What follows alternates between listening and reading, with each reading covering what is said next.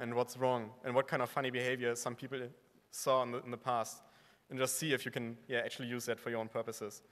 And as I said, voip-info.org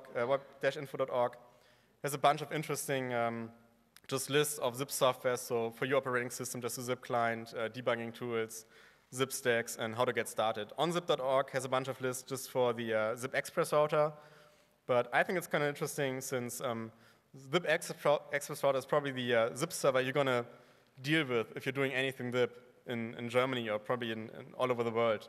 So that's usually the first zip server. So knowing that makes it easier to actually see what's really going on. So conclusions. VoIP is emerging and it's being in use, and people are replacing PSTN setups with their own VoIP systems. There are companies running voice over IP and especially zip-based phone systems instead of traditional PSTN systems in companies.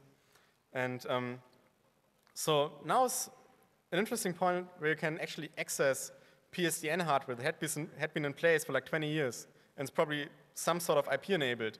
But nobody actually had access to that kind of hardware before, since it was hard to send some sort of signaling messages over your phone line. But now you can actually play around with all the hardware and all the applications like voicemail, billing information, media proxies, everything that's in use, and lawful interception is another thing. And TLS is hardly used, and it should be used even more, but from an ISP point of view, you have to have some hardware to actually do all the encryption and decryption, and it just takes some time to get it done. But if you're setting up your own stuff, have a look at TLS. And I've been focusing on zip, but MGCP is interesting. You don't have to deal with zip and billing and everything else, and probably not with lawful interception if you're just using MGCP directly. So have a look at that. There's even MGCP-based end-user phones, like hardware phones. They're just speaking MGCP, so you don't have to have zip. Yeah, so that's it. Any questions?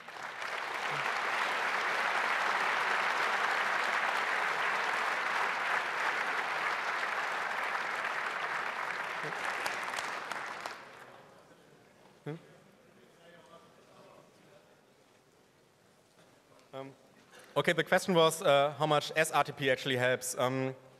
SRTP is a good approach, I think, and there's lots of things you can do. You can just change your SDP information in your zip invite to some random codec, and if somebody tries to intercept your call, he might see some random unsupported codec. So that's using something that's not standard RTP might help in finding lawful interception things and other things. But if you're using SRTP, you're doing a PSTN call, your PSTN gateway has to understand SRTP, and it has to do decryption of SRTP and encryption.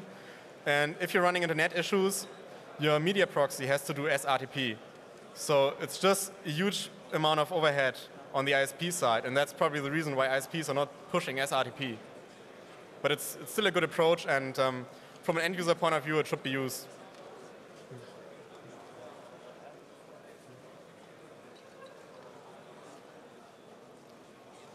Okay, thanks for your time then.